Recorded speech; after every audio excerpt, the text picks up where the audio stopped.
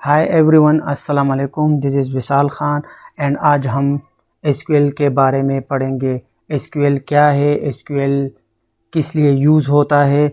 तो SQL stand for structure query language और SQL particularly use होता है डेटाबेसिस से डेटा रिट्रीव करने के लिए। मतलब ये कि जब हम कोई एसक्यूएल क्वेरी लिखते हैं तो हम आरडीबीएमएस से क्वेश्चन पूछते हैं कि मुझे ये डेटा चाहिए। बाकी उस पर्टिकुलर आरडीबीएमएस का काम है कि वो आपको रिक्वायर्ड डेटा किस तरह डिस्प्ले करता है। मतलब हम एसक्यूएल के ज़रिए सिर्फ आरडीबीएमएस से क्वेश्चन पूछते हैं कि that I need this data. सिर्फ हम ये आरडीबीएमएस से पूछते हैं। अब वो किस तरह वो डेटा डिस्प्ले करता है वो आरडीबीएमएस का काम है। तो इस काम के लिए हम एसक्यूएल यूज़ करते हैं। और एसक्यूएल में हम कोई प्रोग्रामिंग स्ट्रक्चर फॉलो नहीं करते हैं। एसक्यूएल स्टेटमेंट जो होते हैं वो बिल्कुल इंग्लिश लाइक स्टेटमेंट की तरह होते हैं। मतलब हम इसमें प्रोग्रामिंग लैंग्वेजेस की तरह कोई स्ट्रक्चर या एक ख़ास किस्म का फॉर्मेट फॉलो नहीं करते हैं। जिस तरह हम सी लैंग्वेज या सी प्लस प्लस में या जावा प्रोग्रामिंग लैंग्वेज है उसमें हम एक पर्टिकुलर स्ट्रक्चर या फॉर्मेट फॉलो करते हैं, इसमें हम इस तरह नहीं करते। इसमें हम सिर्फ इंग्लिश लाइक स्टेटमेंट लिखते हैं और आरडीबीएमएस से पूछते हैं। इसलिए हम ये भी कह सकते हैं कि डेटाबेसेस को हम क्वेश्चन आंसर मशीन भी कह सकते हैं, क्योंकि क्वेरी के ज़रिए हम डेटाबेस से एक क्वेश्चन पूछते हैं कि मुझे ये डेटा चाहिए और वो आरडीबीएमएस हमें प्रोवाइड कर देता है। So using SQL to query your database. So structure query language it is the ANSI standard language for operating relational databases. Efficient, easy to learn and use, functionally complete. With SQL you can define, retrieve and manipulate data in the tables. So like this, for example, if you write an SQL statement, select department name from department. Later I will explain the query structure. So but for a while let's see here, select department name from departments. So here department is the department table while department name is the column. इसका मतलब ये है कि मुझे department name चाहिए कौन से table से, डिपार्टमेंट टेबल से। तो ये क्वेरी हम एसक्यूएल सर्वर से पूछ रहे हैं। यहाँ पे आरडीबीएमएस क्या करेगा, पहले डिपार्टमेंट टेबल सर्च करेगा या डिपार्टमेंट ऑब्जेक्ट सर्च करेगा। अगर वो एग्जिस्ट है तो फिर उसके अंदर डिपार्टमेंट नेम का कॉलम सर्च करेगा। अगर ये दोनों एग्जिस्ट कर रहे हैं तो फिर हमें ये रिक्वायर्ड डेटा डिस्प्ले हो जाएगा। अदरवाइज अगर department name exist, department table exist नहीं कर रहा हो तो फिर हमें आरडीबीएमएस एक एरर मैसेज दे देगा that this object is not exist or invalid object. अगर ये कॉलम एग्जिस्ट नहीं कर रहा हो तो इसी तरह इस कॉलम के बारे में भी हमें बता देगा कि ये कॉलम एग्जिस्ट इन टेबल के अंदर मौजूद नहीं है। एसक्यूएल स्टेटमेंट के ज़रिए हम क्या क्या कर सकते हैं। एसक्यूएल लैंग्वेज को हम मल्टीपल लैंग्वेज में डिवाइड करते हैं। पहला वाला है डीएमएल, डेटा मैनिपुलेशन लैंग्वेज।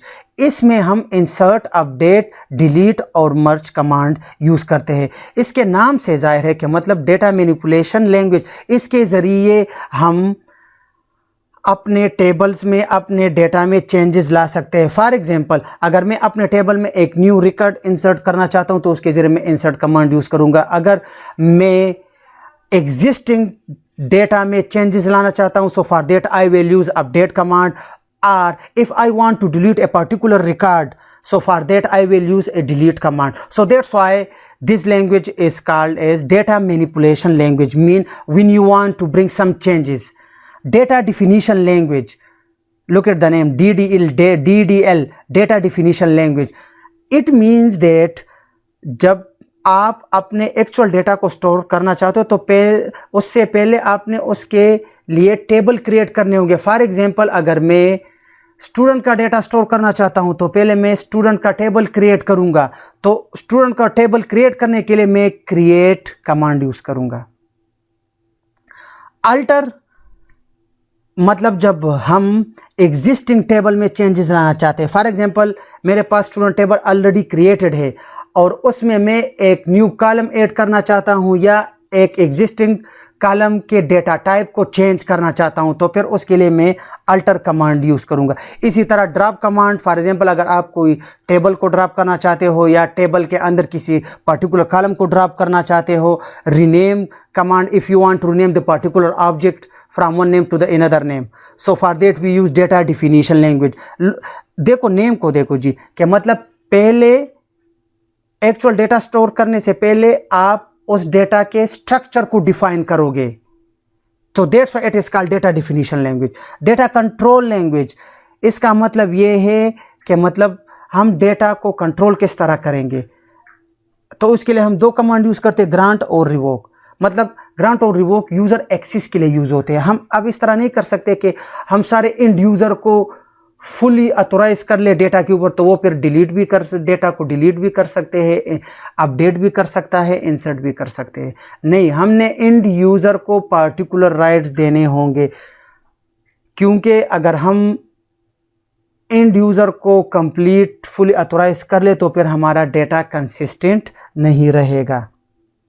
और एक है ट्रांजैक्शन कंट्रोल लैंग्वेज, इसमें आता है कमिट और रोल बैक। इसको भी मैं थोड़ा बहुत अभी बता रहे, तो बाकी later I will explain this in detail. Commit ये है कि मतलब जब हम कुछ इंसर्ट कमांड, अपडेट कमांड या डिलीट कमांड परफॉर्म करते हैं और उसको हम परमानेंट सेव करना चाहते हैं तो फिर उसके लिए हम कमिट यूज़ करते हैं। और अगर हम ये सारे कमांड को रिवर्स करना चाहते हैं, अनडू करना चाहते हैं, तो फिर रोल बैक यूज़ करते हैं। और ट्रांजैक्शन कंट्रोल लैंग्वेज जो है ये सिर्फ DML कमांड्स के लिए यूज़ होता है। मतलब अगर मैं 10 रिकॉर्ड को इंसर्ट कर लूँ और मैंने कमिट यूज़ नहीं किया है तो मैं उसको रोल बैक कर सकता हूं, क्योंकि इंसर्ट कमांड तब तक परमानेंट सेव नहीं होते हैं जब तक हम कमिट यूज़ ना करें। अच्छा, फिर है retrieving data using the SQL basic select statement. So SQL query के थ्रू हम क्या क्या कैपेबिलिटीज या टास्क परफॉर्म कर सकते हैं। पहला वाला है, the first one is the projection. Projection mean when we select the particular tables, the particular column from a particular table, this is called projection. Mean जब हम एक टेबल से कुछ कॉलम सेलेक्ट कर ले। सिलेक्शन इसका अपोजिट है, मतलब जब हम कुछ रोज सेलेक्ट कर ले, नॉट ऑल रोज, तो इसको हम फिर सिलेक्शन कहते हैं। ज्वाइनिंग क्या है, when we select data from multiple table, this is called joining. So SQL command के थ्रू हम ये सारी कैपेबिलिटीज इजीली परफॉर्म कर सकते हैं। अब जी, ये है SQL का बेसिक सेलेक्ट स्ट्रक्चर, के मतलब सेलेक्ट और फ्रॉम जो है ये दोनों कीवर्ड ये मैंडेटरी है, ये हर क्वेरी में यूज होंगे। सेलेक्ट के बाद हम क्या क्या यूज करते हैं, स्टार यूज कर सकते हैं।